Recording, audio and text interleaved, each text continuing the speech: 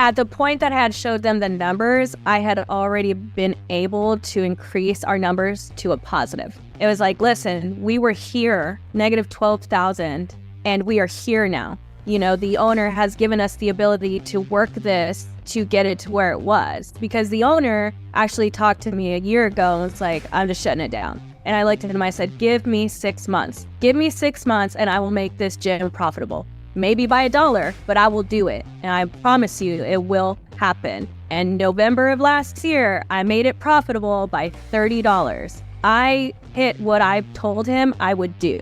And so I told my team, yeah, these numbers may look scary, but the thing is that if we keep pushing within the next 6 to 8 months, we're going to be where we need to be. But we need to do that as a team. We all have to play our part to get to where we need to be.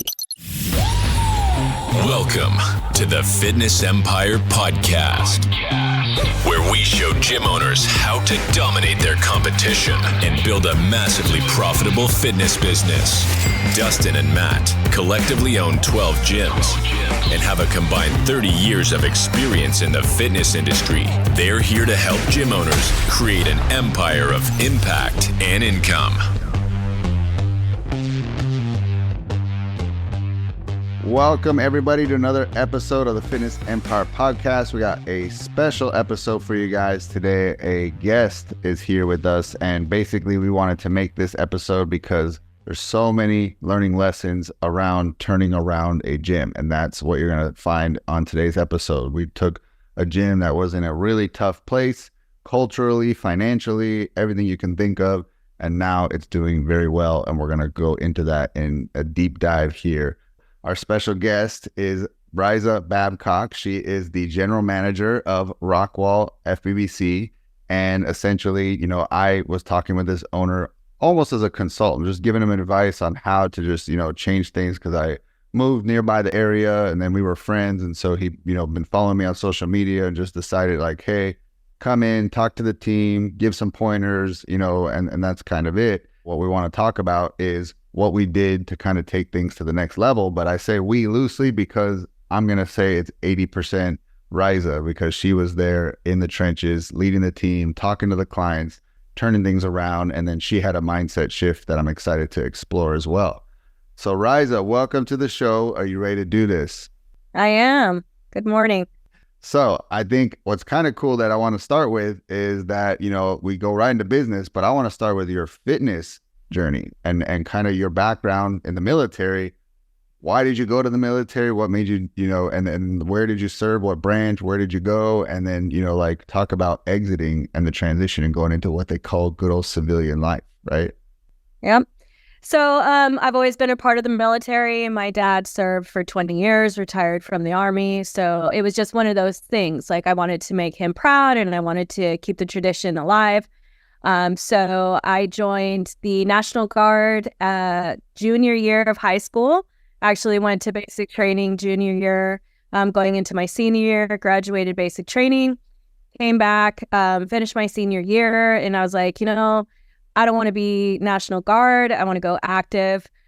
Things came up in life. I had my daughter, so I had to push that back. More things happened in my life. And so decided, you know what, I'm just going to go active. So in 2010, I joined the military. I was in the Army, 88 Mike. So I was a truck driver, believe it or not. And I'm 4'11", so you can see me in these big trucks. On the front of the truck, you have an air brake. And so when I was deployed to Iraq, I would actually have to get a large water bottle to press the air brake. So it was always funny when we started our trips. So deployed very shortly after that to Iraq, did a year there and then came back, and my kids were just like, Mom, like, we don't want you to deploy again. We were doing a 6-month turnaround to go into Afghanistan. And so I decided my time was up. I got out of the military. With those deployments and things that I went through within my military time, I did come back with a lot of mental health issues. And so I started just ballooning. I just started not taking care of myself, not really taking the mental health aspect of my life into consideration. I just started getting heavier and heavier and heavier. Ultimately got up to 236 pounds. I'll never forget the day I decided to change my life. my kids wanted to go on a hike. And so in Oklahoma, they have these big boulders. You can go out there, climb the boulders and everything. Everything was going fine. I got down to this little cave. We took a picture and I couldn't go back up the mountain to get to the car. So my kids had to help me down the mountain. Very embarrassing as I waited along the side of the street, waiting for them to go back up to get the car after they walked me down. And that was the day I said, you know what, enough is enough. Like, I need to change my life. So that day has really changed a lot for me in my lifestyle. I decided to get my mental health in check. I decided to, start working out and get my life together. I'm now currently down to 135 pounds. My endurance and just physicality is completely different now than it was. I don't find myself just hanging out at home. I'm like, let's go be active. Let's go do things. Let's make that change, not only for me, but for my family, right? So that brings me to now that I work here at Rockwell FBBC. I actually was just a member. I got the phone call from, our lead team, Claire, and sorry, go ahead. I was just going to say, is this the story of how you became a client? Like, I was going to ask you that. How did you learn about FBBC? How did we even get you into the Fit Fam? So Facebook. I saw a Facebook ad about Fit Body Boot Camp, and I was talking with my husband. I was like, I wonder if this is going to make me feel like, workouts in the military. I think that would kind of get me back to where I was, doing the type of things that I did while I was in the military because I loved it, right? So I clicked on the ad, and then I got a text from Claire. And Claire was like, hey, how are you doing? I see that you clicked on our ad, and we kind of started talking. And I pushed back for about 2 days. I had every excuse and every objection that you could think of. Oh, the money's too high. Oh, I don't think I have time. But she didn't quit. She kept coming back. She kept asking me questions. And so finally, my husband was like, Raisa, like, what's going on? And I'm like, oh, well, I just don't think that, I want to spend the money on this. And what if I falter? What if I fail? And then it's just a waste of money and we could be using that on something else. And he's like, stop using me as an excuse and go do it. And I was like, okay. So I started my 4-week trial and I fell in love. I fell in love with the gym, the community, the culture. I felt like I was doing something that I really enjoyed. And that's where I ended up becoming a member. Nice. So you were reached out to, obviously we got on your ads because GR runs the ads there. And then our sales rep reached out to you and convinced you to come on board. When you were a member, like you're probably seeing what's going on. Was there any sign to you? Because I always wonder, do the clients know that the gym's in a tough spot, or are the team so good at just, giving them a great experience? They never even noticed that. Like, I don't know. What was your take on the culture as a client? Well, the coaches were great. But there were a couple times where there was no evening coach. Sessions were canceled, and it's like, okay, well, we're spending money on this, but now you're texting me telling me the gym is closed, not due to weather or anything else. It was just, hey, closed today, right? I think I met the manager at that time once, and it was very short-lived. It wasn't very, it wasn't personable. You could kind of tell that he was disconnected from what he was doing, right? He didn't really seem like he was hyped to be there. So yeah, as a member, I could tell that something was going on, but I couldn't really put my finger on it, right? And when I became a member, I think that was just as he was going out the door. So he really was in that short mindset of, well, I've just already disconnected, right?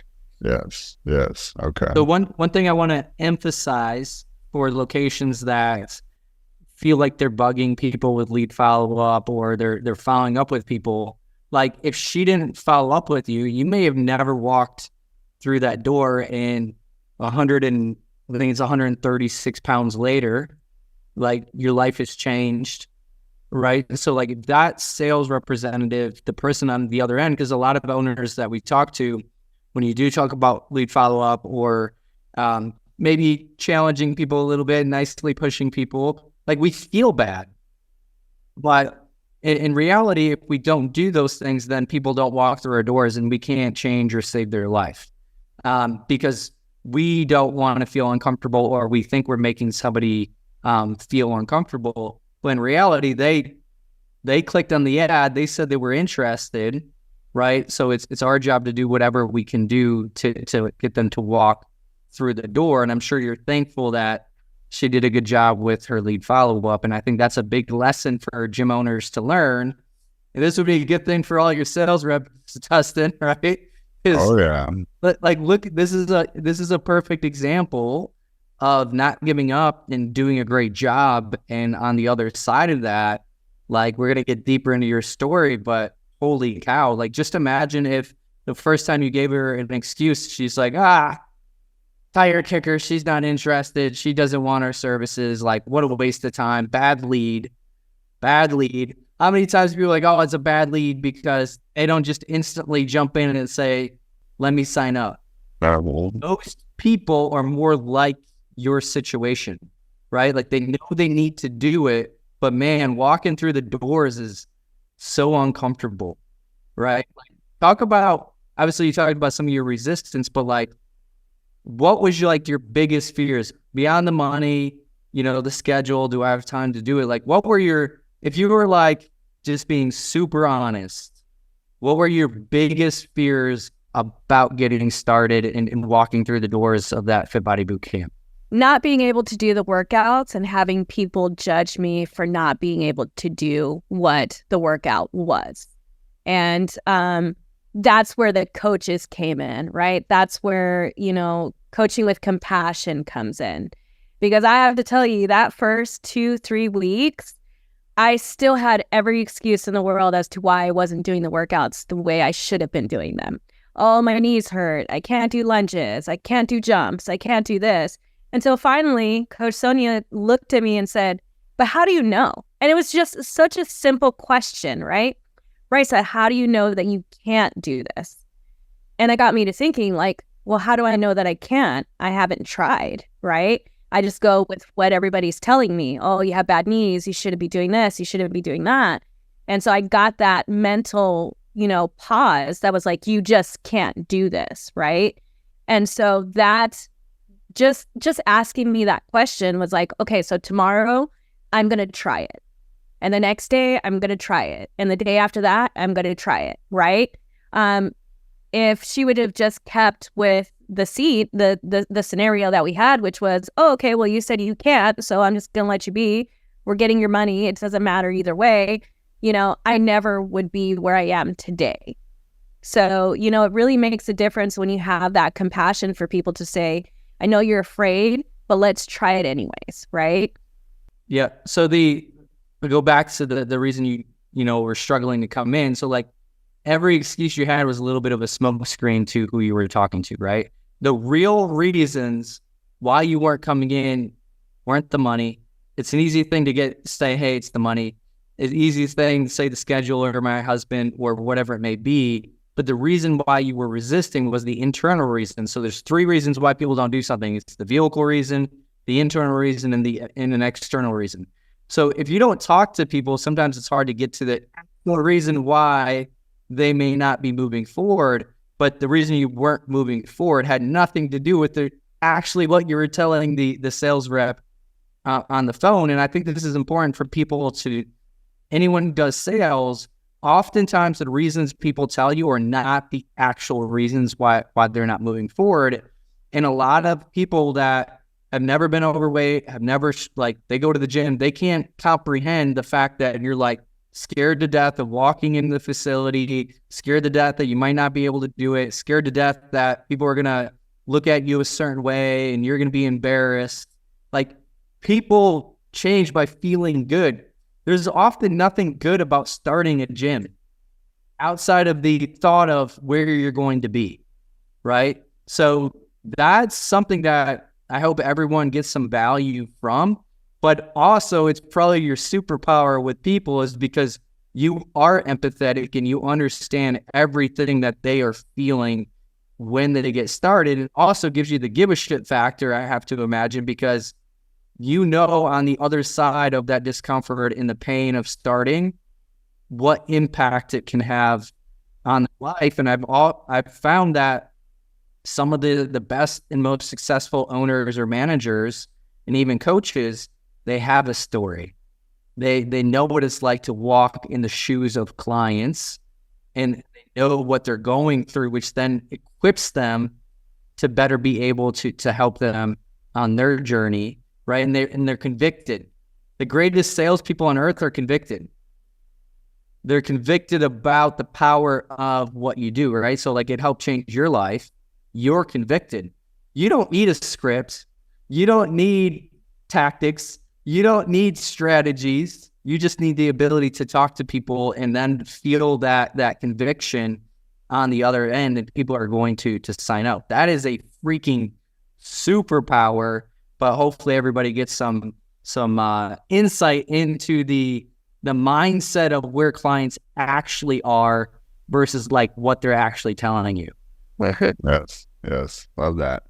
All right. Well, Raisa, let's go into then the team aspect of things. So you were then working out and, you got amazing results, like you mentioned, and then you got word that we were hiring. So kind of just like go into that story, what kind of the conversation was like, and then what were your thoughts when you heard that, that we were hiring for on the team? So I got notice from one of the coaches because they're like, man, you're like highly motivated. Like you seem like you would be a good fit for this place. And I'm like, oh no, there came that state, right? Oh no, like I'm still heavy. Why would anybody want to hire me for a gym? Like, what am I going to be able to offer anyone when I'm still not, physically fit in that aspect, right? And Coach Sonny was like, I will vouch for you. Like, you are an amazing person. I think that you would be great, in what you do. You've got your master's degree, you know how to do the admin work. You can do this. And I was like, okay, I'll apply. Right. So I applied. Still in that moment, the mindset was, I can't do this. People are going to look at me and judge me for being there. Right. So I applied, interviewed, and ended up here, which was, it's the greatest. I never thought that I would be in this position. I never thought that I would get my coaching certifications, like none of that. This was not where my life I thought would ever turn out to be. Yes. And that's one thing that I think I'm extra proud of you, Raisa, is you want to understand how to be a coach, even though you're hired to be a GM and do sales. And so you went and got your NASM, cert, and you wanted to just like better understand the coaches and what they go through and just know their job inside and out. And you have coached, and you do coach because you're not afraid to put that on. And I think that's what the team really respects about you, is like you can do every single person's job just as good as they can. So then they feel like, hey, the generals here walk in the trenches and they're not afraid to pick up a gun and defend the lines, and so it's like you're not afraid to get in there and get your hands dirty. And that's one thing, whether it's an owner or GM, I feel like that everybody needs to have that with their team, because then they respect you more. But if it's operating from an ivory tower, like, hey, go do this because I pay you, obviously there's going to be that resentment built up. So that I want to commend you, because you know how to lead, you know how to sell, you know how to coach, and that is essentially, what makes you so. And then what Matt said, you also then connect with the clients, and that's what we want on our teams, is people that are able to connect with the team and the clients. And that's why, again, I think you've made such an impact, because you can connect with both sides of the house, the team and the clients, and that's what every owner strives for, and their GMs. I want to acknowledge one thing, but it's twice in what you just said, is the power of a coach believing in you, right? So like the first step of you on your weight loss journey was your coach believing that, hey, you can do these things. Yes. Is it hard? Is it challenging? Maybe does it hurt a little bit? Is it uncomfortable as fuck? Yes, but you can do it, right? And then that gave you the belief that, hey, I can do this, or it challenged you to challenge your belief systems, right? And then the second one was applying. Like, hey, I believe in you. Like, I think you would be amazing at this.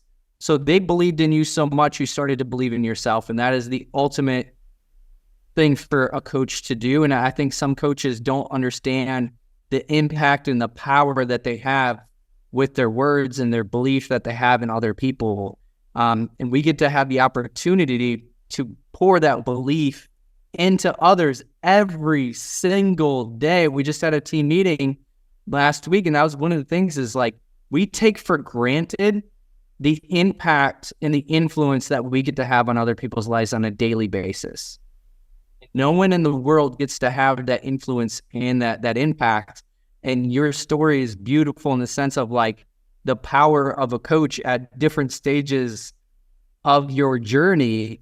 And if there's coaches listening to this, or if there's not coaches listening to this, like owners, have your coaches listen to this, because this is a perfect example of the impact that these coaches get to have on people's lives. So I just wanted to acknowledge that before we move forward. Love it. Well, Raisa, then you join the team. Now you get to be behind the curtain. You get to actually see what the mess is looking like. So what were the first things you saw that like, we need to turn this sucker around? Like, this is not good. This is not good. What are a few maybe that you saw? My first thought process was, holy shit, this is a shit show. There was just so much going on.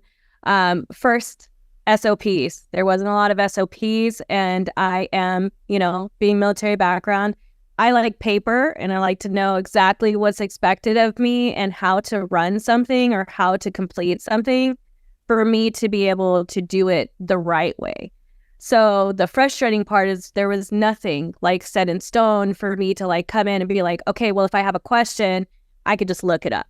Right. So SOPs was very, very big for me, and learning how to create those and do that so that we had, in the event of I, was gone for some reason and somebody needed to know how to input a credit card, like there should be that standard operating procedure for someone to look at it and be able to do that. So that was horrible. The fact that the culture within the coaches was not healthy. So they were great at not showing that when the mic was on, but after the mic was off, it was just such a negative work environment. So that really threw me off, because they were great at masking that to the masses. But then once that came off, the negative aspect of the business was there, which was what was creating the standstill and creating that business measure. A lot of the coaches were like, well, this is like my part-time gig. Like, I don't, I've been doing it this way for X amount of years. I don't need to, create anything more or less. And then that's when we started having that pushback, right? And it was like, well, I understand you did it that way before, but now we're trying to create a business and we're trying to create this standard. And so with that business and with that standard and with us trying to create more cash flow, we need to change these things. We can't just stay in this void of what it used to be, because obviously what it used to be is not working, right? So that's when things started to really take a shift into, okay, how do we fix this? Like, how do we create a positive environment? So just to kind of jump to the good part for everybody is, when you took this over 112 members to now you have 300 members, right? So I say that because if you guys tune out to what is being said, like you're looking at like 3xing a business. How long and what period of time was that? I've been with the business for 2 years, but we really ramped it up once I took the general manager position about a year ago. Yeah, and some of you might not be aware that the problem that you guys have is just a cultural problem. So like all the stuff that we're probably going to go through here in a couple minutes are all things that you could be looking to do inside of your business. So you inherited it. The team culture was a mess. And that's sometimes clients don't understand that. It's like, hey, like it all looks good.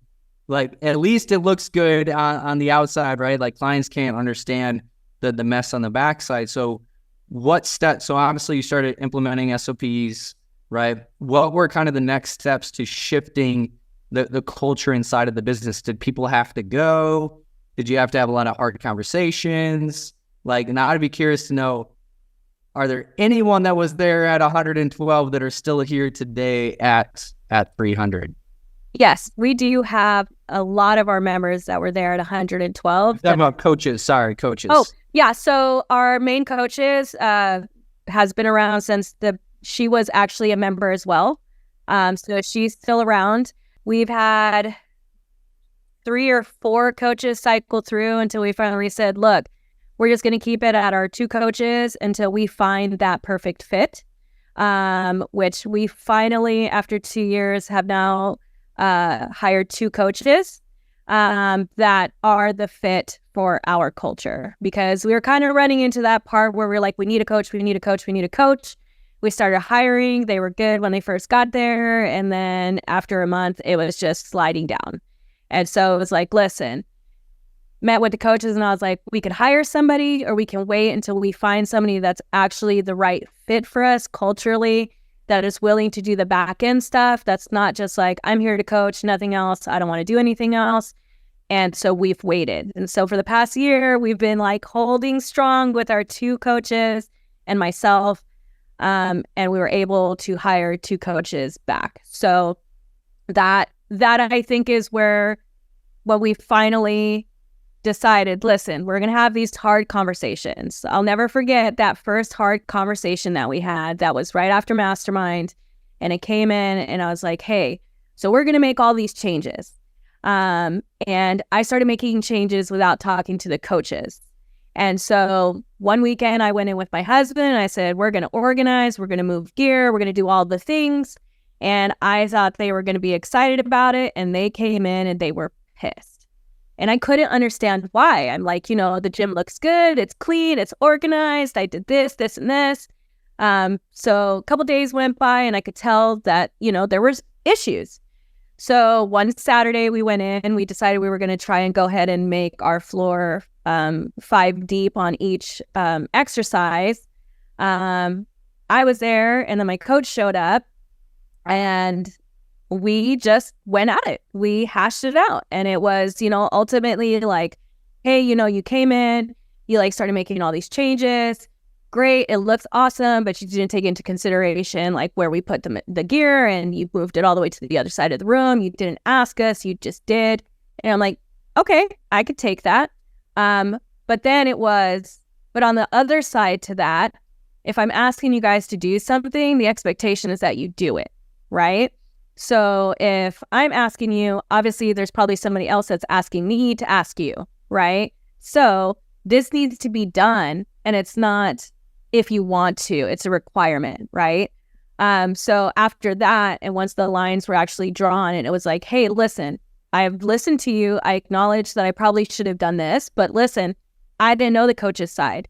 So now I know the coach's side, and now it makes sense to me, right? Because I got my certification.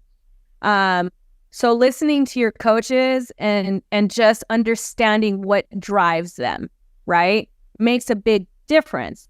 For my team, money doesn't drive them. For my team, their time back drives them. Rewards drive them.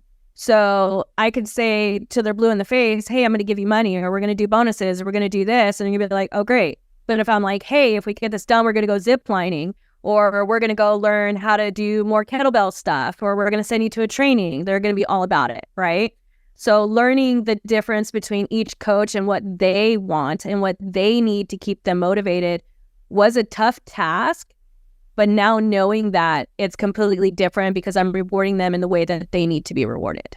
That's great. So one of the things that I think sometimes as leaders to differentiate is what's between complaining and caring, right? So sometimes we hear complaining, but the reason they're complaining is because they actually give a shit and they actually care. So, but sometimes it's like, it can be a little bit overwhelming. It's the same thing with clients, right? Some of your clients that kind of are like, if you make a change, they're in your inbox. It's like, what's your state about this? Like, well, part of it is that they actually care. So that's actually not a bad thing if they're voicing their concerns, because they do care. And it's being able to have that fine balance of, hey, I need to listen, versus, hey, they're just complaining and I'm going to disregard it, versus like, hey, they're speaking up because they actually care. And I need to listen to this because it's actually important to them, because they're willing to voice that.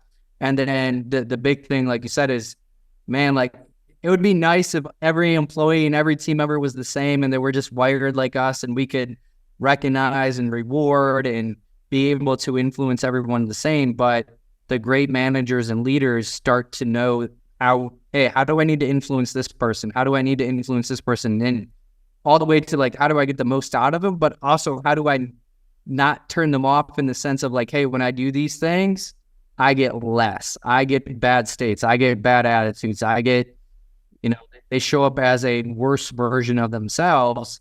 And the crazy thing that will drive you nuts is like, you do one thing and it actually puts somebody in a positive state, but it then puts somebody else in a negative state. And you're just like, I can't win. Like, but realizing like managing at the level that you're managing and being able to turn around the facility, it is an active process every day.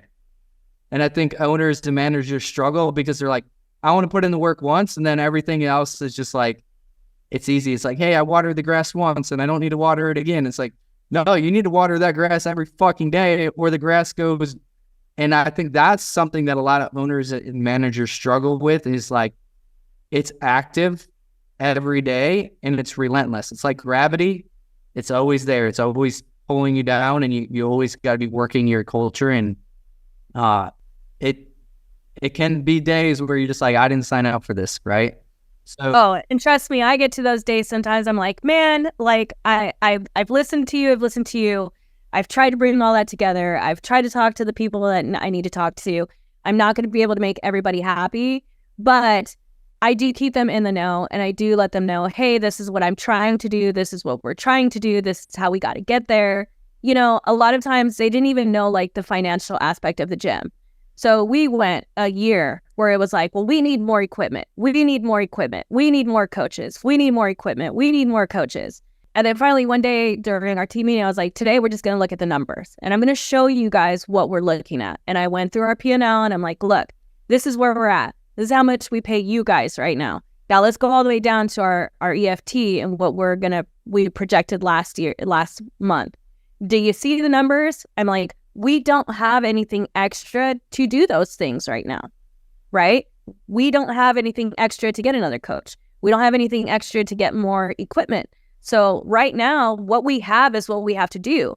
But in order for us to get to the point where we can get you new equipment or we can get you new coaches, I need you guys to put in 100%. I'm putting in 100%. GR is putting in 100%. You guys have to put in 100% to maintain these members and to build the brand, right? Because 100%, it's the coaches that create that culture and that create that business. Because if they are not doing what they're doing and they're not driving people and they're not pushing people and they're not creating that positive culture, people aren't going to stay. If they're not getting what they want from this, they're not going to stay, right? And so that was the switch. It was like, oh, okay, well, this makes sense. They keep telling us we can't get these things because we don't have money. But they visually never saw it to say, okay, right? And they stopped asking because it was like, okay, we know where we're at now as a team.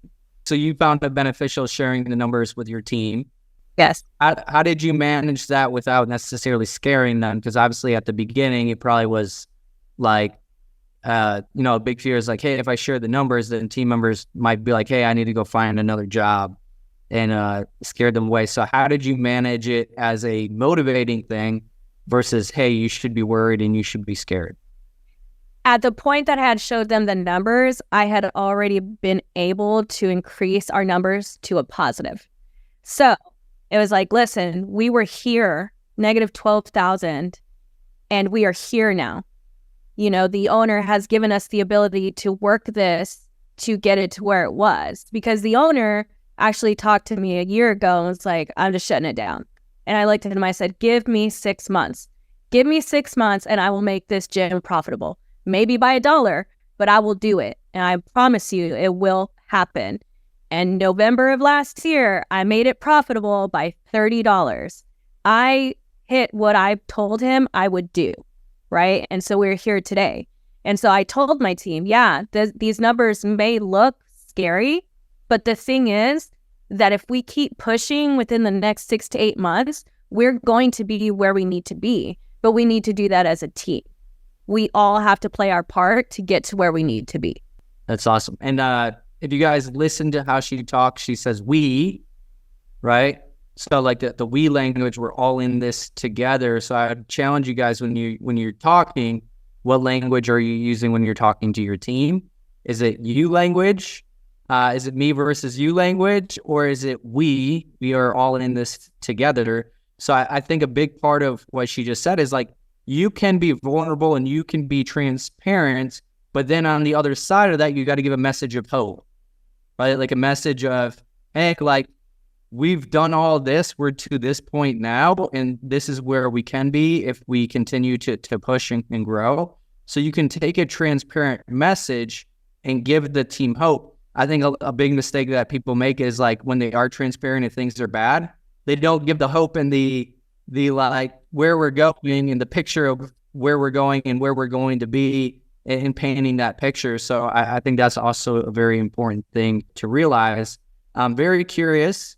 The coaches that were there at the beginning. So you said you've had to go through quite a few coaches. I think a big thing that people are afraid of is they have coaches that are very bad for their culture, but they are so afraid to let them go because like maybe the business isn't strong where it needs to be right now.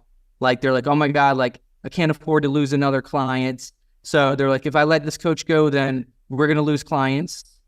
But it's also like, if you don't let the coach go, where are you going to, like, you're going to be in the same place. So how did you manage that part of it of you're coming in, you're a new manager, the culture isn't where it needs to be. Obviously you set SOPs. It sounded like you started doing a better job of setting clear expectations, right? But how did you manage the people side of it from, you know what, these people aren't the right fit, they need to go, and we are going to be very patient and get the right person in. Yes, it's going to be painful, but hiring the wrong people, I have to imagine is more painful than waiting to get the right person. And I think a lot of owners are just impatient and they want to get out of the pain of having to be in the trenches. So how did you manage the team aspect of the changes and what you needed to do, and then also the client aspect of it? Because that's the hard part. Like sometimes, like, if you took the client side out of it and you're like, what's the right thing to do? I know these people need to go and I need to manage them out, but then, you know, there's ramifications on the client side. So how did you manage that? I would say mentally, and then tactics and strategy. How did you handle that from team and clients? So with our small group coach that we ended up letting go about a year ago, it was just very apparent that she just took this job for some backward cash.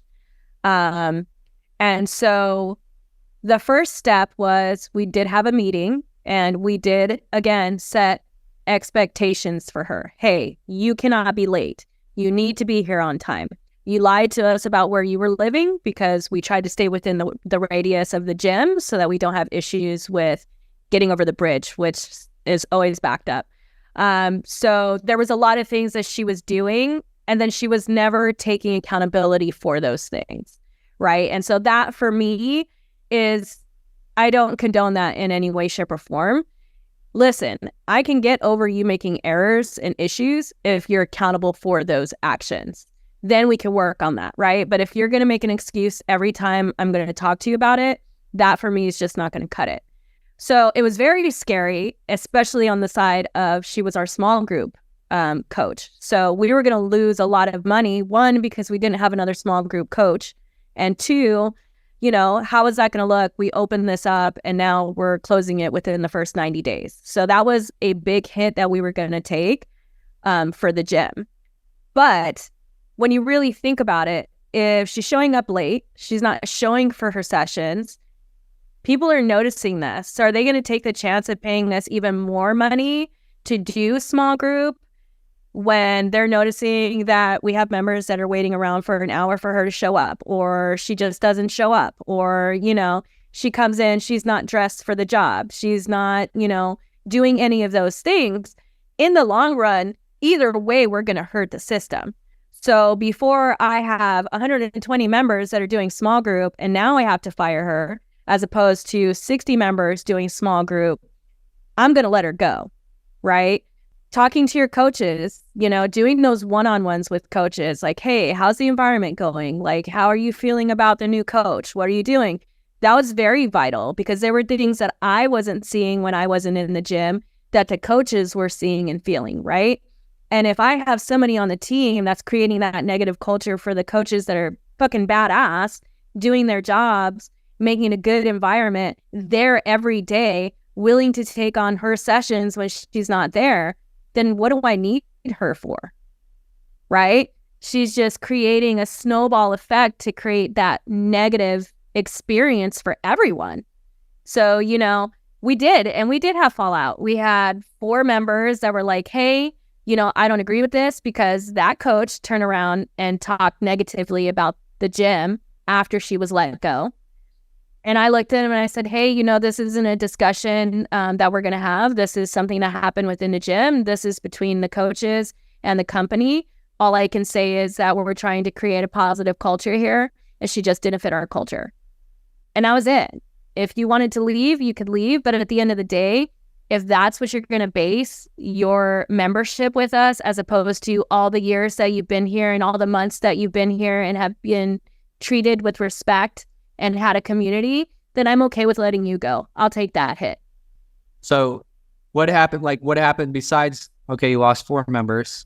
Like, was it actually helped the business, or was it a little bit painful for a little period of time? It was painful for a little bit of time, but then our coach spoke up and was like, hey, I have my PT, so I'm willing to step up for our team and continue those sessions. And I was like, really? So you're going to be double backing, coming in day and night to do this? And she's like, yes, for the team and for the business, we'll do it. And that's when you find your A stars, right? Those A-listers that are like, hey, I'm willing to go above and beyond because I care about the brand. I care about the business, right? That's when you find that people are like, okay, I'm willing to give more because I care about what we have going on here. And that's the thing about our team, is creating that culture where we're all in it together. We're going to make this work. We're all going to put 100% in, is how we've created what we have.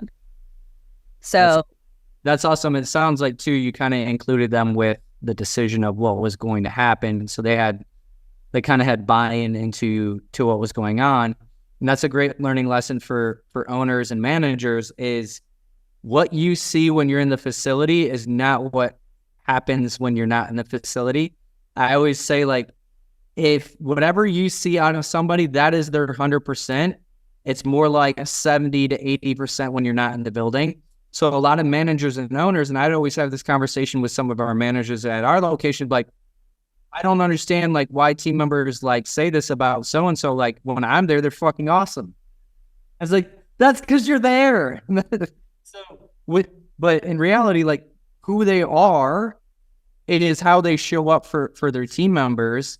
And, thoroughbreds don't like to hang out with donkeys. And a lot of gyms will lose the trust of their thoroughbreds because they're allowing bad behavior or low performance or low standards from the donkeys on their team. And then they go, what happened to my thoroughbred? They used to be all in. Well, 1, you probably didn't reward them for being all in. And then 2, you tolerated low standards. And guess what? The donkey pulled down everybody down to their standards because everyone learned that it's acceptable. Why am I going to grind and why am I going to work hard if this is allowed and this is tolerated? Right? So I always say everyone thinks their standard is what they put on paper.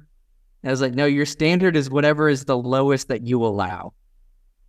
And how long did it take for you as obviously you were in the military, but how long did it take for you to kind of get comfortable going, you know what, this is the standard and this is the expectation, and actually holding your team to that standard and that expectation?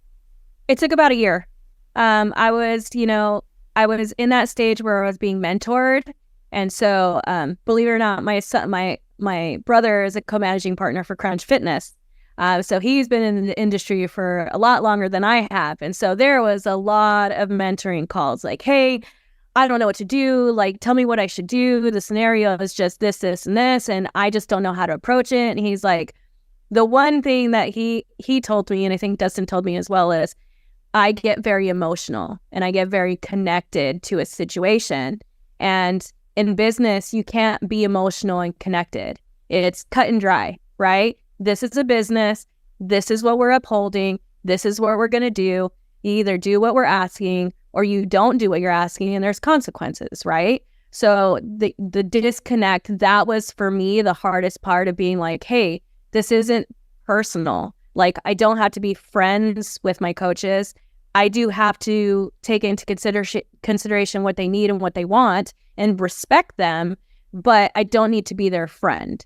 I need to make sure that they know that there is an action to each situation, and that's the way it's going to be. So once I switched that over to be like, okay, well, this is how it needs to be, and not worry about the emotional aspect of it, I was able to lead the way that I should be leading.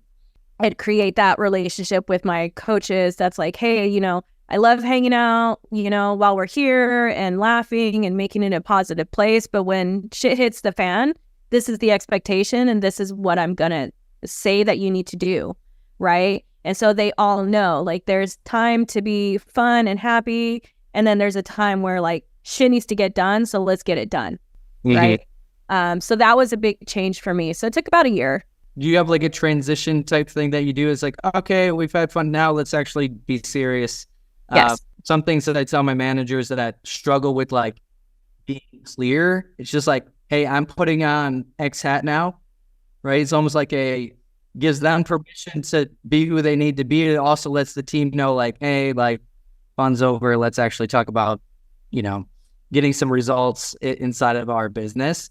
So it's like that. It's like that cue to be able to transition. Do you have something like that to be able to transition with your team, or like how do you go about going from, hey, everything's fun and whatever, but now we actually got to do business? Like, what do you do? So Fridays, our whole team is usually there because some of our other coaches come in to work out. So we're usually there at closing time. So we do like a team huddle at the end on Fridays after our last session. And it's so funny because they're there and they're helping close up, even though they're not on the clock, right? So again, they love the culture. They're there. It's a family type environment. So we'll talk about, hey, what are you doing this weekend? What are you doing this weekend? Oh my gosh, Evan's going here. You're doing that. Oh, that's going to be fun. That's going to be great. All right. So now we got to talk about what's coming on the plate next week. We go over to the announcements board. We start writing the announcements. I'll kind of tell them what the announcements are, what we're having going on next week. Expectations of, you know, standards that have kind of been on the wayside. We talk about it. I give them their opportunity to be like, hey, what is it that I have missed since during the week that, you know, I haven't been here, you know, because I'm not there all day, right? So sometimes I'm there in the morning, sometimes I'm there in the evenings, you know, so what are we doing? What have I missed? What needs to be better? Give them the opportunity to say, hey, you know, we need more water, or hey, I noticed that a band broke, or hey, can you order some more printer paper? And then I'm like, cool, great, on it, right? But it's also the fact of closing out those conversations, right? So as soon as they're like, hey, we need toilet paper, it's like, hey guys, in our group chat, just to let you know, toilet paper's ordered. Hey, I got the bands. Hey, I went ahead and talked to X member about, you know, the situation that was created at the gym today. They're aware that that can't happen anymore, moving on, moving forward. Because if your team knows that you're actually closing those systems, then they know that you're working for them, right? If they're giving you a shit ton of stuff and you're just like, yeah, and then there's no close of that, and they don't know that you're actually listening and actually doing something about those issues, then how do they know that you're doing your job? They don't. Raisa, I was going to say, one of the things that, you know, you balance really well is knowing when to kind of play like good cop, bad cop. But I think what we kind of like we're talking about in the past is like the coaches were almost given too much of a voice. They were like given the ability to complain just about like, I don't like the color of this and I don't like where this is placed, and like and then what it comes down to, and I've talked about this before in the podcast, is on mission and off mission conversations. And it's like, hey guys, is the placement of the whiteboard really going to make a change for the client experience? Is the red bands versus the purple bands going to do anything? Is the, you know, this being placed here in this gym? So it's like, let's get down to business and let's talk about how we're going to make actual results happen for them, but also how we're going to get people in here and talk marketing and sales and, you know, kind of putting those hats on. So I think it was like, you also got to read your team and what, like, are they all tight-lipped and they don't vote on anything and they don't speak up about anything? I kind of need to encourage that. And you're like, you're talking about too much and I need to cut you off more and we need to talk more about results, because now you're just kind of going to complaining and you've never been, kind of like slapped on the wrist for it, in any way. You kind of just can vent and say whatever you want, and you kind of just been loose lipped. So I think also you're aware and when is the right time. Like you have a good awareness about when to turn on which mode, with the team. Not all owners have that awareness, or GMs, and that's something that they can, kind of like hear in what you do. One thing I was going to ask was, what are changes that we made, like, in the business that, you can share with another owner that maybe like were really like meaningful? Like you saw big changes, like pricing, systems, like just anything that you're like, when we turn this knob, good things started happening. Like, did anything stand out in your mind? Relationship scaling. Believe it or not, a lot of gyms don't have that relationship with their members, and it's important. It's important to know what these people are dealing with. We have to know more about them than just a, hey, it's nice to see you. I'm sorry, tell me your name again, right? We know backstories on all of our members. I can't even tell you how many times people smile when they come to my orientation. They come in for a session on Monday morning. I'm like, hey, Jane. And they're like, you remember my name from the first time I met you? Yeah. You talked about, X, Y, and Z. You're here for this reason. And that's like a punch in the gut for them, right? It's like, oh my God, like they actually care. They listen, right? So we implemented on our SOP that we actually sit down and discuss our relationships with our members, and we scale them from 0 to 10.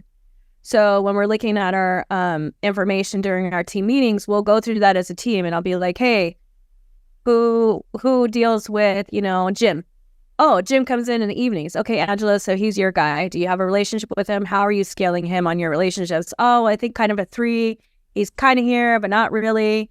What have you noticed that he does while he's here? Has he been pushed? No? Okay, well, he's a 3, so we need to get him to a 7. And so my coaches are pushed to actually have those conversations and learn something new about them. Like, I want you to actually go up to him the next time he comes in and tell me something personal about him. Oh, I didn't know that he plays soccer on the weekends. That's awesome. So now that he's playing soccer, he needs more endurance. So while we're doing Metcon days, you need to push him more to really push himself during those endurance moments, right? And so with those relationships, people are starting to feel comfortable and safe with who we are and what we're doing, and knowing that we're there not only as a gym and to take your money, but to actually be there and push you where you need to be. So I think that has been a big eye-opener for our gym, is relationship scaling. Okay, I love it. And then other things that, I know, and just again, to reiterate to the listeners, I don't own this. Like, people are like, what's your relationship in this, Dustin? Really just a consultant. Just like, again, it's a GR customer. We ran their ads. We add a sales rep. And then, owner asks, can you kind of just be in the GM's ear and talk to them from time to time?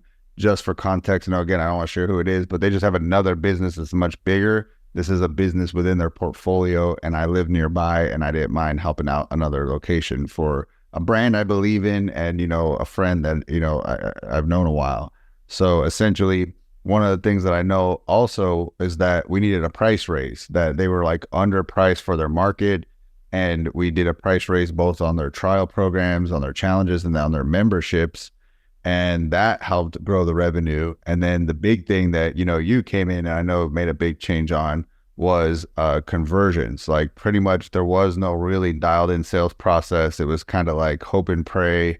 We got people in. I hope that they sign up. Let's kind of just like, whoever comes to us, order taker type people are basically going to be the only members we're going to clean up. It wasn't like a real on-site leader that was like, I am the owner of conversions. Like, again, sometimes I hear coaches like, or owners throw it around to everybody. And I say, if everybody owns it, then nobody owns it. They'll say, oh, like, I'll close them if I'm there. The coaches, they don't mind closing. Like, and it's like, yeah, they do. They don't want to do it. I'll tell you right now, they're bringing different energy to the closing than you will. So there has to be one person that like is responsible. So if the number is off, you go to that one person. You could talk to them about it. And you have to also be mindful, like, how much training have I given them? Should I judge them if their numbers are weak month 1? Probably fair, to expect that, right? Like, they're getting started. So essentially, like, that is something that you took like complete ownership over. And that's when you really start saying on the EFT and the revenue, like things start changing. It's like now there was finally a crown on someone's head that like, you're the king or the queen of sales. Like, let's go. Yep. So those are a few that came to auto mind. enrolls. We implemented auto enrolls. So the way we do it is we do group closings. They come in for an orientation during their trial. We let them know that it's mandatory. So we get about 95% that actually come into orientation. We do the full orientation. We give them their nutrition information. At the end, we give them an envelope. I do not let anybody leave unless they sign that envelope. And sometimes I think in the beginning, it was like, oh, well, here's, I was very timid. I'm like, well, here's the form, get it back to me when you want to. And now I'm like, nope. And I have my coaches stand on the sides of the aisles. And I'm like, I need you to sign it, whether you're going to sign yes or you're going to sign no. But the biggest thing that I've learned from that is taking the fear out of the contract, right? So I make it very noticeable that like, there's no negative towards signing this auto enroll. Listen, you can cancel within 30 days. You're going to get a discount on your first month. I'm going to reach back out to you on week 2 or week 3 or week 6, depending on how long our trials or challenges are. And I'm going to ask you if you're going to continue. So really, there's nothing negative about you signing this auto enroll. So that was a big one. Also, midpoint meetings. If I can't close an auto enroll, I'm going to meet with you before the last week of a trial. We're going to have a one-on-one. I don't care if I have to come in at 4:45 a.m. and hunt you down because you don't want to schedule with me. You and I are going to talk. And we're going to see what it is that's causing you to not want to sign, what it is that's causing you to second guess coming into the gym as a member. And we're going to figure it out. And usually when you put somebody in that hot seat and you're like face to face and you're like, well, tell me why you're quitting. You're here every day. You come in. You've been in 20 times this week, just this week. So why are you going to stop that? Why are you not going to continue with us? And usually it's just taking that minute to like really just listen to what the issue is. Again, because they're always going to give you that slime at the top that's just a bunch of bullshit, right? Until you actually figure out what it is that they're really worried about or scared about. And so those two things have been like a game changer when it comes to conversions. I think right now on a challenge or a trial, we convert at least 75 to 80% on each trial that we do.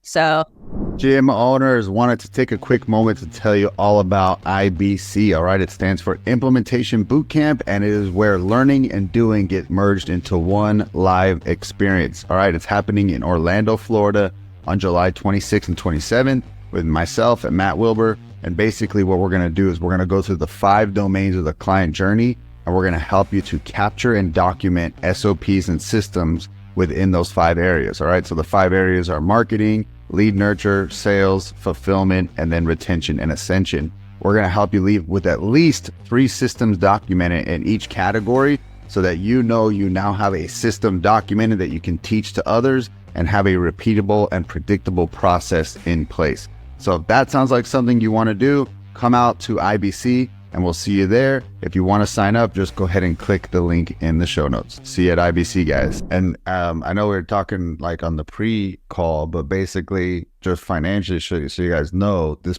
gym was in a tough spot. They were doing negative 10K a month. And I want to remind the listeners, they still invested in GR. They still invested in marketing. That was the one thing they never pulled the plug on. And I know Matt and I just shared this with the mastermind earlier this week. Marketing cannot be turned off. You have to have that mindset. I cannot turn off marketing. I'm literally going to only exasperate the problem. I'm going to like speed up my death if I turn off marketing. Marketing cannot be turned off. So no, marketing was never turned off. Sales mindset was never turned off. It was improved, but like those things never got turned off. So the owner, again, was like still wise enough to see, we need this. Like I am in a bad spot, but I'm still going to spend the money on this. This is how we get out of it. It's not cutting. Obviously, you got to be mindful of your expenses, but we all know there's a certain point where you can't go any lower, right? And so it's like, what do we do now to climb up? There's still going to be investment needed. And I know that a lot of owners struggle with that, but essentially that's where they got to do their due diligence, find a company they believe in, it's reputable, that understands their situation, and pull the trigger. and or do it themselves. That's the two choices. That's all you got, right? You don't have any other choice. You got to do this stuff. And so it was a negative 10K a month. It was happening regularly. And now I know recently they enjoyed their first $15,000 profit month. So that's a $25,000 turnaround. And it was about 18 months because, you know, again, Raisa, you've been in the role a year, but you were on the team in a different role, more like an admin role 6 months prior. So I think if every owner could just lock in for that amount of time, they can completely build the business of their dreams and change things massively. The problem is they want it next month and they don't want to spend any money. And so it's like two wrong ways to go. It's like be short-term minded and not being willing to put any chips down on the table. So you weren't built for entrepreneurship if that's kind of what you want to do. It's definitely changing the state of everybody that works at that or owns the gym. It's like, you know, oh my gosh, like I'm losing money and I don't want to put more money in, right? And that was something through mentorship. It's like you have to put money in. Yes, you have to be, you know, you have to pay attention to what you're doing with that money and implementing it in the right ways. But you have to put that money in so that you can grow the business, right? And so it's if you're in that state where you're like, oh my gosh, like I'm just losing money and there's no way to dig myself out, that state is going to be within your whole team, right? So that state where you're like, I can fucking do this. Like, I'm going to push to do this. Like, my goal is today, I'm going to reach out to 100 people. And out of that 100 people, I'm going to sell 3 memberships. And yes, that sounds like a lot of work, but it's, you know, pushing yourself to have those goals and say, I can do it. I can do it. You know, and not every day is going to be that great. You know, I've had days where I've been sick and I'm like, oh my gosh, I just don't want to do these calls today. But then I'm like, double back on Tuesday because Tuesday I'm going to make 200 calls, right? And I'm going to make 1,000 text messages, right? And so it's the state of I can do this and not, oh, holy shit, like we're going in the wrong direction, right? You have to want it and your whole team has to want it just like that, right? So everything starts with the leader. So I think there's a lot of owners listening to this. They're like, I want one of her managing my location because obviously you're bought in, like you're taking it on. You don't own it, but you're putting it on your shoulders like you own it, right? So where does that mentality come from, and like what makes you so driven and loyal to the business that you're taking it on as like, even though I don't own it, like you do own it, right? So like is that just something that you've been born with, or is there something that lit that fire in you? I think it's a mix of both. I think that I've always been a very driven person and I always want to be better and I want to do better and I want more and I want to be more, but I'm also not going to let somebody down just because it's not my business, right? I would never want to put somebody in a position to where they're struggling because I'm not doing what I need to do. And so I'm always going to put in 110%, whether it's my own business, whether it's somebody else's business, because at the end of the day, I get to look back one day and say, holy shit, I did that, right? You know, and that for me is so cool. Like I make my own expectations and my own wants. My want this year, May 26th, was to have projected 41K by my 41st birthday. And I was able to achieve that, right? So it's, you know, having that own drive for yourself, but also realizing even if you're just a GM, like you want to fucking succeed. Like who doesn't want to? And if you're not in a position where you want to succeed and make things great, even if it's not your business, then why are you even fucking there? Right? Like you don't need to be there. I love, like you're holding the business back, right? Like if you don't have that mentality, you're a liability to that business and you're just collecting a paycheck. And obviously with that mentality, your team knows, right? Like you're not going to get the most out of them. If you're not inspired, you're not going to inspire others. But the other thing that like, it always drives me crazy with managers where I'm like, even if this isn't like the end game for you, let's just say you're like, you know what, like I don't see myself wanting to manage a fit body for the next 20 years. But imagine you go to like the next job, that's your dream job, and you're like, I took this fit body boot camp from 112 members to 300 members and had to completely turn it around. Like, oh my, like, holy crap, like how many people can say that? And right? It's funny that you say that because this is short term for me. My husband is in the military. So we know 3 or 4 years, we're out of here, right? And I know that in the next year and a half, that's it for me at Rockwall Fit Body Boot Camp, right? And I still have that drive to make this the best damn gym and to keep these coaches in a great position so that when I do leave, they have a leader that's going to come in, that's going to put in just as much effort as I have and as much effort as the team does, right? Because I never want to leave them in a situation where now they're stuck with somebody that's not going to drive and it's not going to push and doesn't want this gym to succeed in the way that it is succeeding right now, right? So, it's funny that you said that because it's like, I know that I'm not going to be here forever, but that doesn't change the part and the drive in me that's like, but I want it to be fucking amazing by the time I leave, right? And that sets you up for unlimited opportunity in the future. But I would hope it also has built your belief in yourself too, where you're like, man, like I did that.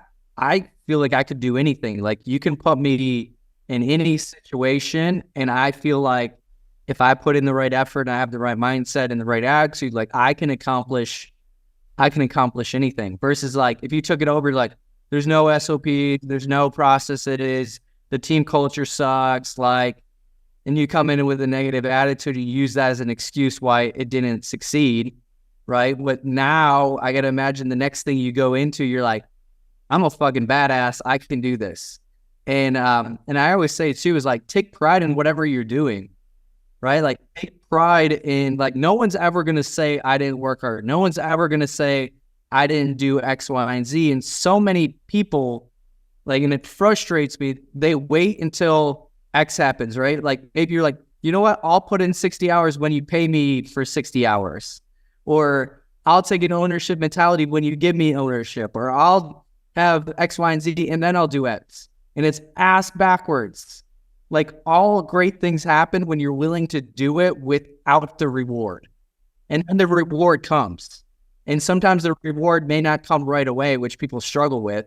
But down the road, that comes like, okay, you're like, hey, in X, Y, and Z years, I know I'm not going to be here. But imagine they call Dustin, imagine they call the other owner and like, you're fucking stupid if you don't hire this. Like if you don't hire her and put her in a leadership position, you're stupid.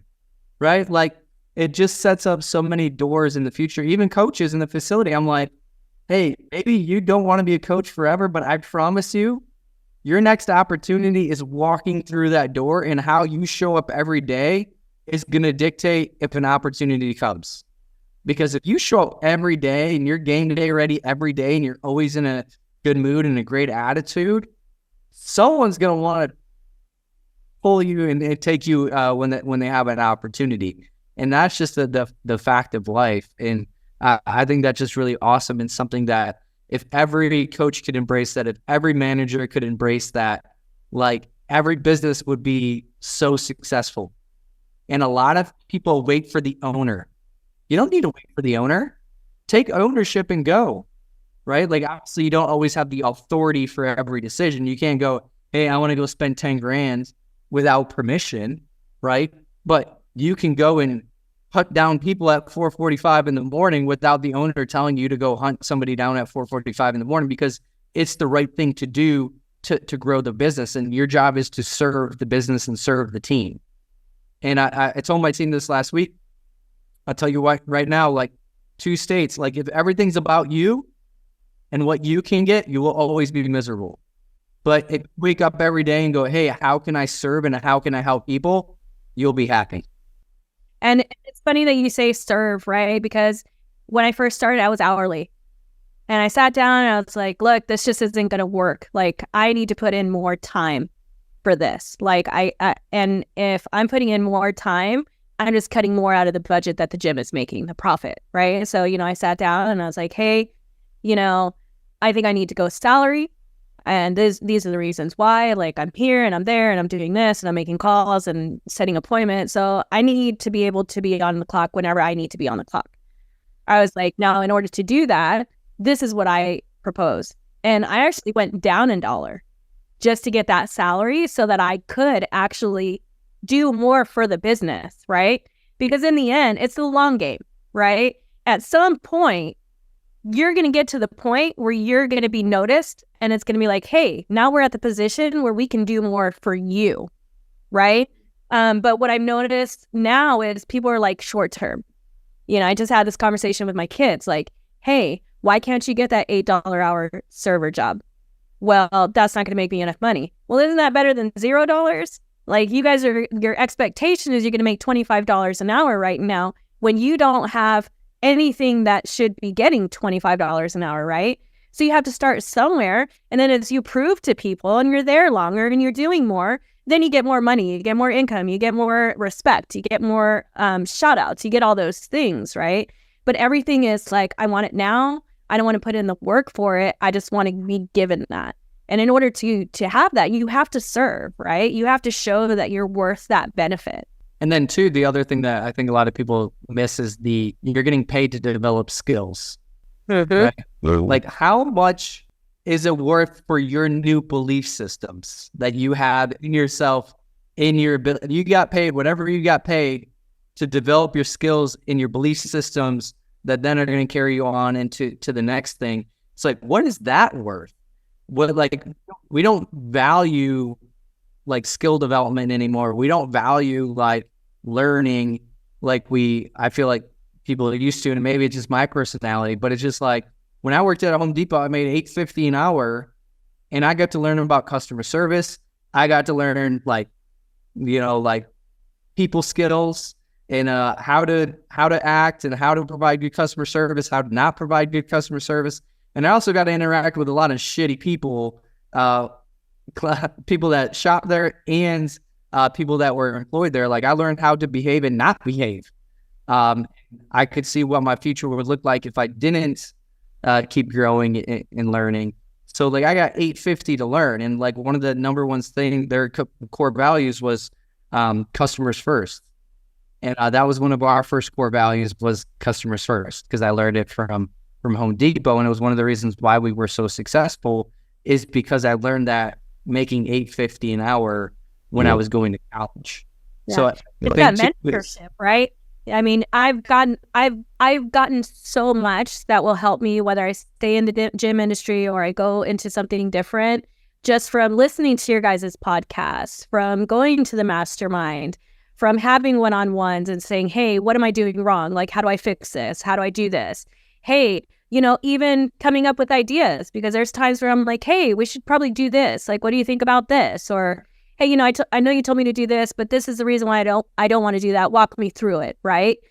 Because as a manager, you have somebody that's telling you what to do, but at the same time, you can bring things to the table and talk it out, right? And say, well, why exactly are we doing it that way? I don't understand why you're doing it that way. I didn't know shit about marketing before, right? But now I'm learning about marketing. I didn't know how to read the P&L, but now I know how to read the P&L, right? And so now actively I'm looking at these numbers and I'm like, oh, hell no, like, we need to fix this, or we need to do that. We need to do that.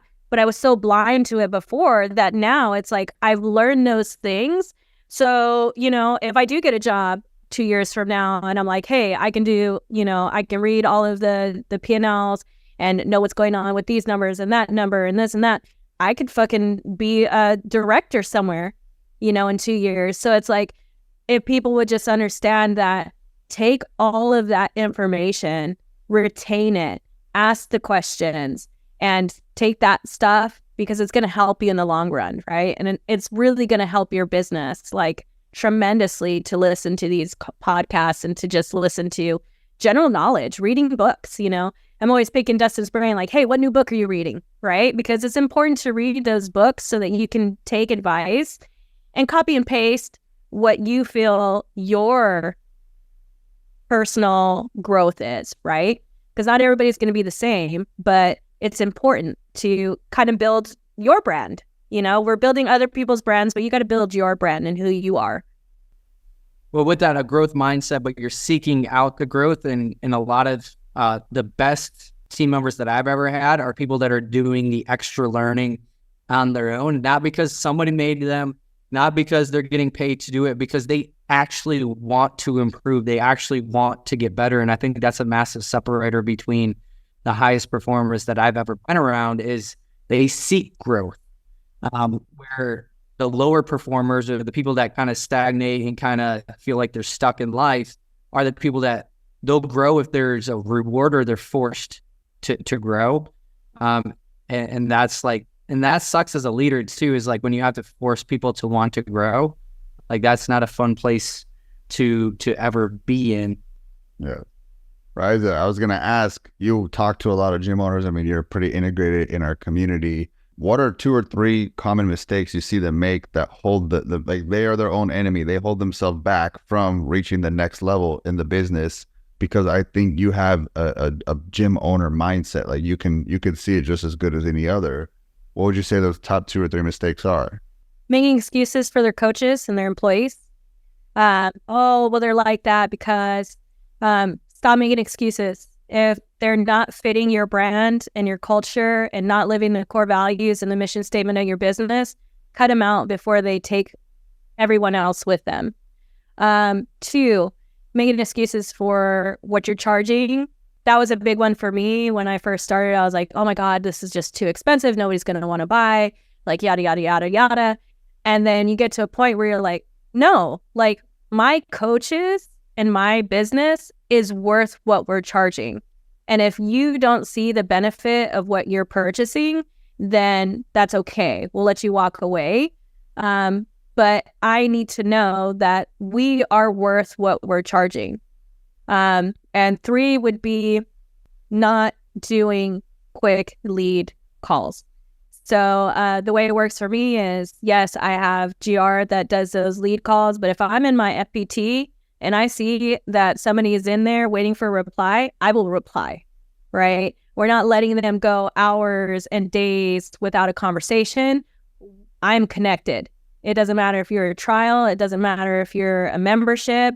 You have to be connected to those conversations so you don't lose it, right? Because I know the way that I am. If I press on an ad and you're not talking to me within the next 30 minutes, I have already spent that money on something else, right? So if I'm on at 7:30, just put my kids to bed. Oh, look, they're selling a membership. Yeah, cool. And I don't get a reply till the next day, I'm not coming back. You've already lost me, right? So that quick lead nurture is super, super important. Super important. Love it. Love it. All right. Well, yeah, I think that is pretty much, all mindset stuff, everything you said there. Like, I'm too busy to do follow-up. Here's why my team is that way. Here's why I'm afraid to charge more. I think, this is what my competitors are charging, so I'm going to try to match it. But a lot of those things are always coming down to mindset. And I mean, we even see it, whether it's GR or just any type of help an owner wants to get, they usually have 1 of 3 mindsets. It's the open-minded, is like, I'm willing to hear what you have to say. I will make this work. I will figure it out. That's like growth-minded, open-minded. Neutral-minded, they're kind of like, we'll see how this goes. Like, I'll give it a shot. They're kind of shrugging, like, I don't know how it's going to play out, but let's give it a try. And then you got your closed-minded, or, your fixed-minded is like, here's why this isn't going to work. This is probably going to be another failure. I tried this, whether it's a fitness client, I've tried 3 other places. You're just going to be the 4th place that I'm going to fail at. Or with me, I talked to a lot of gym owners, like, I tried 3 other agencies. You guys are probably going to come in and fail too. It's like, why are we on this call? Like, let's just stop now. Like, I already know it's going to fail because you just told me it's going to with your mindset, right? And so all of those, again, I just want to highlight what I hear is the common denominator is mindset. So gym owners, this is something we need to be mindful of, is because that's the hardest thing, is when you have that, a lot of people are not aware they have it. And that's where they need people they trust to kind of give them coaching and say, hey, you kind of use this language. Hey, you're thinking about it the wrong way. Hey, you need to talk about it differently. And that's what I wanted to draw the line to you, Raisa, because I know even with me giving you advice, there was a change in mindset that when we first started working together, you were kind of, looking at me a certain way, and things changed over time. And so I like talking about it because it's real. And I think, again, that's what we do on the shows. We have real talk. So like, talk about that mindset shift that you went through, how it happened, why it happened, all that good stuff. So when I first came in, the work environment was very toxic, right? I came in, coaches were like, hey, listen, like, we just got this new guy in, like, he just came in, like, he's just like doing this stuff, and, it's just like weird. And, it was a change of events for everybody at the same time. And then I got hired, and then Sean got hired. And then, things were working out great and everybody was kind of like just in this weird state, right? And we had no idea what the fuck we were doing. None of us. We were just kind of there, just like running this gym, but not knowing what to do. So whenever I'd get on a call with Dustin and I'm like, hey, so how do I do this or how do I do that? It would just be like, oh, well, just do this and it'll be great. And I'm like, well, I don't fucking know how to do that, right? So, I started getting to my point where I was like, I don't think this guy knows what he's doing. Like, I just, he's asking us to charge this much and he's asking me to do this. But I was also taking it back to my coaches. So me as a leader, I wasn't doing what I should have been doing, right?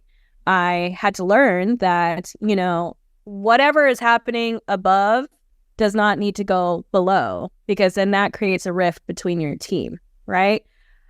So, kept going. I had a lot of pushback. I just didn't see the vision, right? And that's where the problem is you don't see the vision if you don't have somebody mentoring you to see that vision. If you're lost, your business is kind of low, you're already kind of in this negative state, and you don't create that vision for yourself and for your business, you're going to lose it. So Mastermind came and he's like, hey, I want you to come to Mastermind. I was like, fine, whatever. Let me go to this thing and see what happens. And holy shit, like listening to you guys talk about how motivated you are for your businesses and how you've created changes for other businesses, learning like just, the Disney experience and, how to use your marketing, how to make up your emails so that people are engaged in what you're trying to sell. All of those things was like, holy shit, like they know what they're talking about, right? And so it was like that moment where, I looked and I was like, I give in. Like, obviously my mindset is not creating a big change for the business. So I got to give it up to someone else for them to teach me the mindset that I need to be in. But so I went home, I got with my coaches and I said, listen, like this was a game changer. Like all the things that we talked about, like I'm super motivated. Going to your gyms and seeing like these massive gyms was like all this equipment and all the things that my coaches want, right? I'm like, guys, we can be there. We gotta want it. Like we gotta want to be there. And if we push and we strive, like we can be there. We can be these gyms with like cool equipment and, nice walls and good paint job. I'm like, but we got to put in the work, right? So let's do it. Let's put in the work. And that shift for me, not only one, being honest with us and saying, hey, I thought you were shit, but now I know that you're not, right?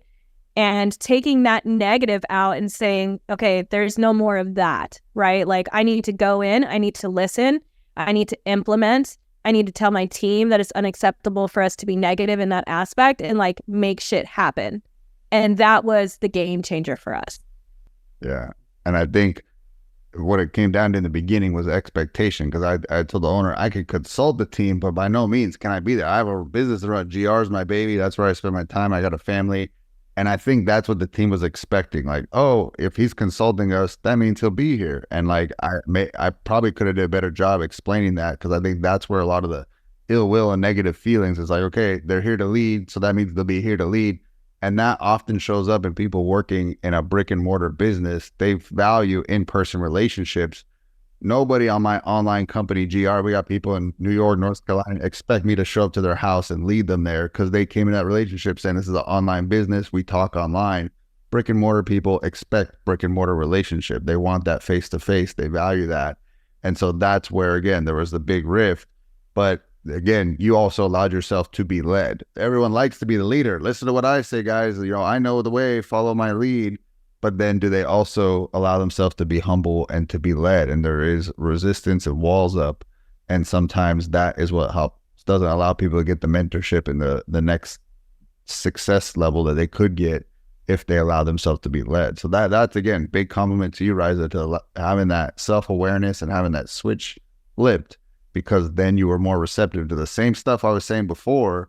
What changed was you changed, and then the message started getting in, And that was one of the biggest ones during one of our mentorship calls is, if you are not willing to care about what you're doing, if you're not willing to put in the extra mile, if you're not willing, and I was like I listened to that and I was like, he's right. Like, it's me. I'm the issue because I'm not seeing what other people are providing for me. I'm just seeing that I think I know what I'm doing, but I don't, right? And I just need to open up my vision and say, okay, teach me, right? And once you taught me, sky's the limit now, right? But I needed to be taught that. I needed that mentorship to be like, okay, now I know what I'm doing. I know what the expectation is. I know what I'm looking for. I know how the gym should be run, right? And yeah, so with the team, it was more of, I think they thought you were coming in as a manager, not a consultant. And so they were like, well, he's never here and he doesn't know what's going on. And I'm like, well, he doesn't need to be here. And we had that conversation, right? Like, that's not his job. Like, that's what I'm here for, right? He is just here to like help me out when I have questions, but he is not here to run this business, right? So, all around, it really does come down to your state of mind. Like, what do you want to happen? If I wake up tomorrow and I'm like, hey, I don't want to make any sales. Today's just a Thursday. It's a Friday. I want to cut out early, then that's what it is. And I'm supposed to get off early on Fridays. Like, I asked for that because, I have kids and stuff. So it's family time. And I don't know that I actually get off early on Fridays because I'm like, this is the sales day, which is something that, through mentorship, Dustin has told us, like, people like to buy shit on Fridays. So guess what? At 3 p.m., I'm texting people that I was talking to within the week, like, hey, so have you made your decision? Got to do it today. Got to do that. Because to me, it's important to grow those memberships, right? Because it makes me happy and prideful to see when we hit 300, when we hit 350, right? It's important to me to do that. I have my own competitions with businesses that don't even know that I'm competing with them, right? I think a few important things, like one is just clear expectations. Sometimes, like, obviously Dustin came in as a consultant, but there wasn't clear expectations of what to expect from him. And when the expectations aren't clear, obviously if you're not meeting the expectations of your team, that's going to put everybody in a negative state. So like, even onboarding new team members, like I let them know, hey, I'm not going to be in the facilities. I'm not going to be doing, this is what I do. And this is how I support the locations. And this is what you can expect from me. And then I meet that expectation, right? So they were expecting more out of that situation. And then the other things is, like, sometimes when you've been at it for a long time, we said, hey, just do X, Y, and Z. Like, it's no big deal because we've done it a lot of times. But being able to explain the why, the what, the how, the when, right? And making sure, like, even with my team, like, for a while, we had a leadership team, and like, I'd be like, hey guys, we need to do blah, blah, blah, blah, blah. And then they weren't explaining it to the team. They weren't equipping the team with the what, the why, the how. And I would hope they would be doing it. Assumptions make an ass out of everybody. And now I deal with our frontline leaders, and like, when I ask them to do something, it's all like, if they need to do like a lead follow-up play, it's scripted. Like, this is what you do. This is how you do it. This is where you find the lead in high level. This is like what's happening, like everything I want them to do. Because if you are unclear, right? Like, so if we think about, like, I call it the 3C cycle, like confidence, courage, and competence, right? But so if I don't give you the confidence, then you're not going to have the courage to do it, and you'll find every reason not to do something, right? Like, if you're like, hey, just raise the prices, you're like, how do I do that? And then, how much?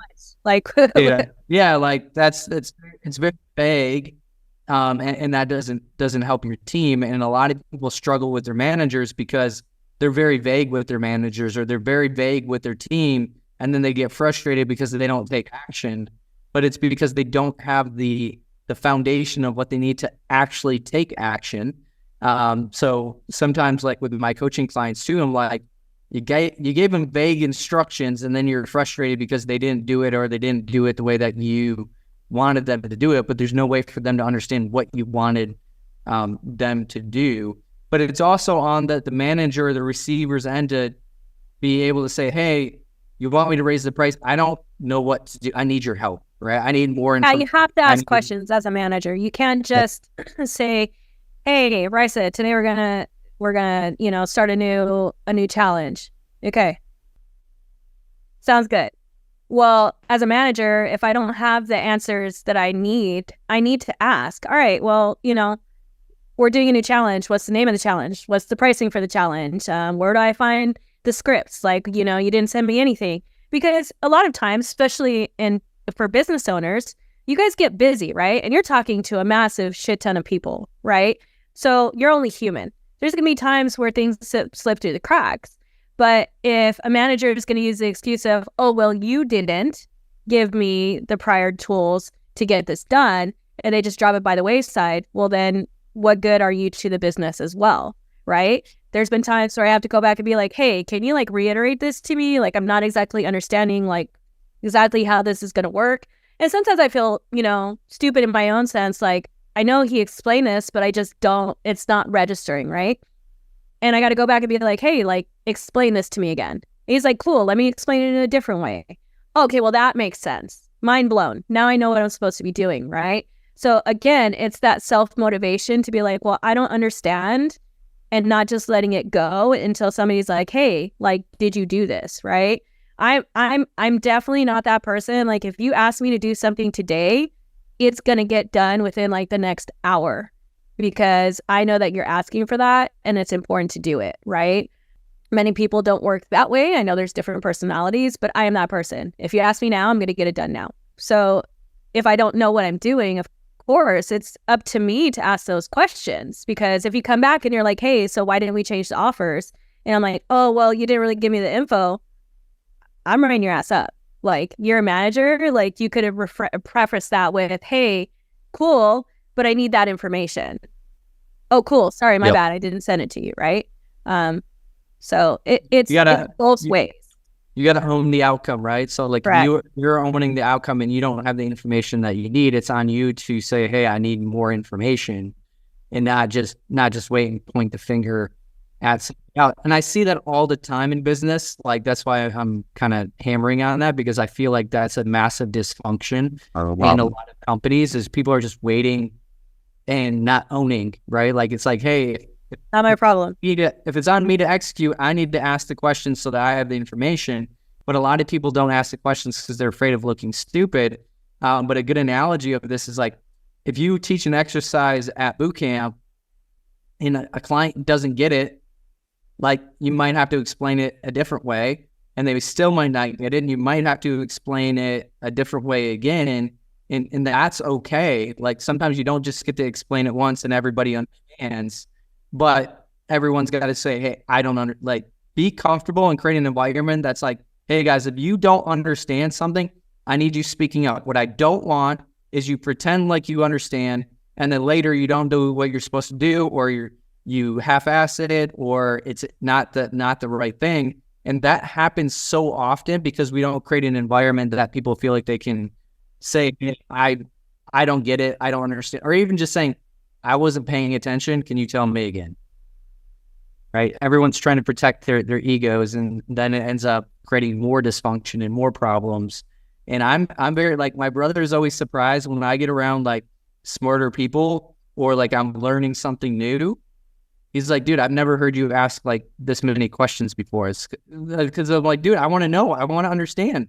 And when it is like something I don't get, I want to understand, I'm like, I want you to talk to me like I'm an idiot. Like, I can't stand when you talk to a financial person and on something, and they're like using their verbiage and their language. And I get it too with like tax people, where I'm like, dude, I don't get what you're talking to me. Like, I'm in the know. I don't understand.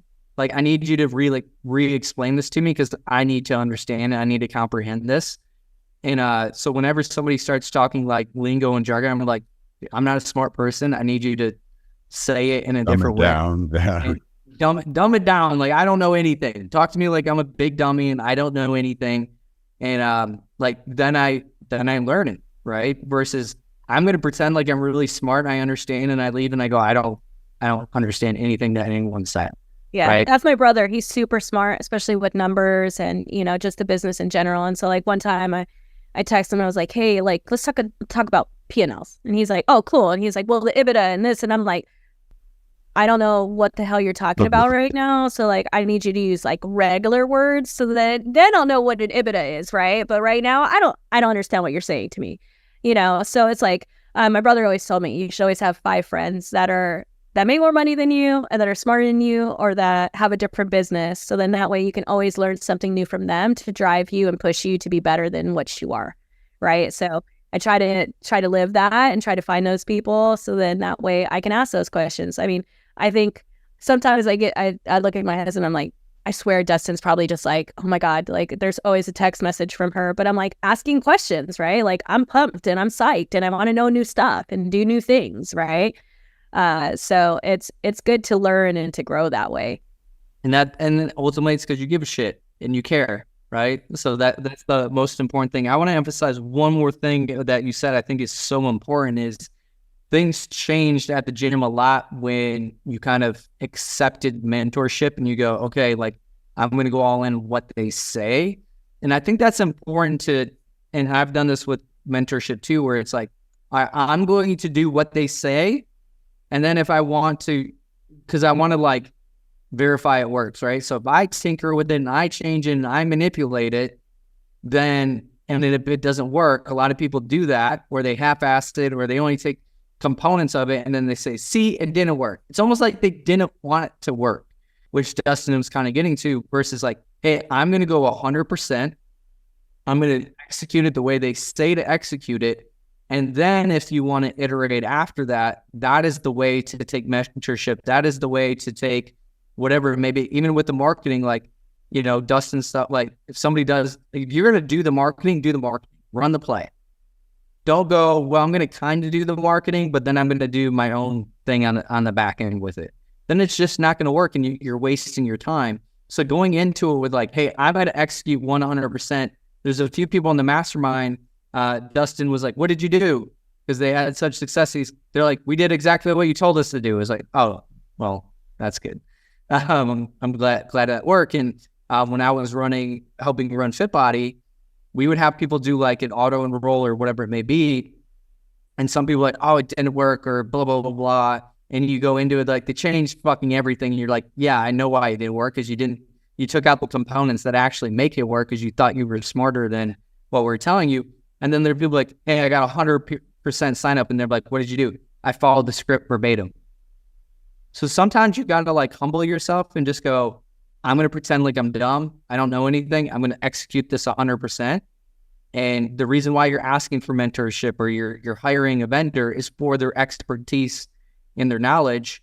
They already have the scars, right? And you get to get the lessons without the scars. But so many people like take pride in getting the scars when they don't need to get the freaking scars. It's just not there. So like being able to say, hey, if you hire a mentor, if you take coaching, like be a great student, apply it 100%, and then you can tweak as you go and kind of make it your own along the way. And I think that's a big, massive learning lesson. And sounds like that's kind of when things really shifted for you, when you're like, all right, I'm going to be a really good student of this information and I'm going to apply it. And then magic happens. Yeah. And it's important. I mean, you take the first step in asking for the help, right? So if you're asking for the help, why the pushback? Like, Jesus, take the wheel. We're going to try this. We're going to see how it works. Either it's going to be great or it's not going to be great and you need to tweak it, but you're not going to know if you're going to put on your own twist to it, right? Like just do what you're paying them to do for you and see how the table turns, right? And I think that's truly what happened was, you know, I'm just going to do it exactly how he says to do it. And here we are, you know. But it does go back to the very beginning of why first you resisted to go to the gym. So a lot of owners like or managers or whoever's executing it, the things that's preventing them from executing, they have like internal reasons, or they're worried about, hey, if I do this, what are people going to say? Or worried about blah, blah, like they're worried about the wrong things, right? And then they sabotage the execution and then they go, see, it didn't work. And it was like, you didn't want it to work, or you didn't even do it. For example, like right now, our locations have to do a pay in full. So every month we just send out one email to get like 2 or 3 pay in fulls a month. And a couple of our locations, they weren't sending out the emails. And they're like, oh, no one wanted it. And it was like weird. So now I make them have to BCC me in the emails that they send out that they're supposed to be doing. And magically now people want pay in fulls.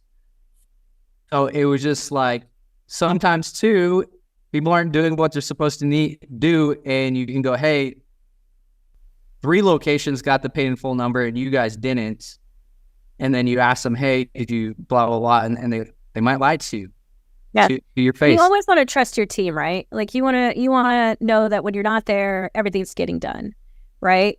But people are people, and they're going to cut corners when there's not somebody there physically at all hours of the day. It's just the way people are in general, right? So it's important to make sure that you are doing those check-ins. Like for you found out that you're losing money because paid in full emails weren't being sent out, right? So you got to do those check-ins with your employees as well and make sure that they understand that, yes, I'm giving you leeway, but don't take it to the level where we're not paying attention, right? Yep. Trust but verify. That's one of the biggest lessons I've had to learn in life is I've over-trusted because I'm kind of like you where like if somebody tells me to do something, I'm going to go do it, right? Like if I'm an employee and somebody's fucking paying me some money to do something, I don't have to agree with it, but I'm going to go do it because I'm being paid to go do that. And so on the other, you're like you always think people are going to act the way that you act. But going back to that situation, the person didn't do it because he wants the EFT of his location to go up, and he doesn't want.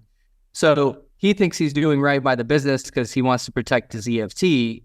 So that's the reason why he didn't say that, but I know that's the reason why he didn't send out the emails. And it's like, hey, dude, like we need to, like, for example, our payroll costs this month are up 31% because there's an extra pay. And so it's like, hey, we need to counteract the 31% increase in payroll this month with the paid in fulls. So, and it's all of our jobs to collect the money. But because I know what he's most concerned about, I'm making them PCC me inside of those emails. So it's like, there's reasons why people do things too, right? But with that trust but verify. I'm the worst, man. I'm so quick to just trust and over delegate and let things go, and then I find out way too late when things aren't happening. So that's my biggest weakness. It's like I'm either all in and I'm like controlling it, or I'm like I'm too distant from what's actually happening. But when you're the owner or the manager, like you got to own everything that happens inside your business, or else chaos happens. All right. Well, I think we're going to wrap it there, Raisa. Thank you. This is awesome. I think you gave so many golden nuggets to the audience that, can benefit from this, whether it's coaches, GMs, gym owners, like an inside look into turning a gym around, leading the team to profits. You led a lot of things. You led job security. You led your skill set and your confidence growing. You led more impact into the community by going from us impacting 100 people to 300 people. So we say often, leadership is the problem, leadership's the solution. Everything lives and dies off leadership. So I just want to point out and shout out you that this business turned around because leadership turned around. On-site leadership, which is huge in the brick and mortar business, is everything. So thank you for everything you do, and appreciate you sharing your story with the audience today. Thanks, guys. Hey, do you need a sales rep to take care of all of your lead follow-up? Well, that is exactly what we do at Gym Reinforcements. We plug a sales rep into your business to do all of the inbound and outbound lead nurture. I'm talking text, emails, calls, social media DMs. If you or one of your team members is needing to do that every single day and it is draining, then it's time to hand it off to me and my team. So if you want to learn more, go to gymreinforcements.com and we'll be happy to grow your business.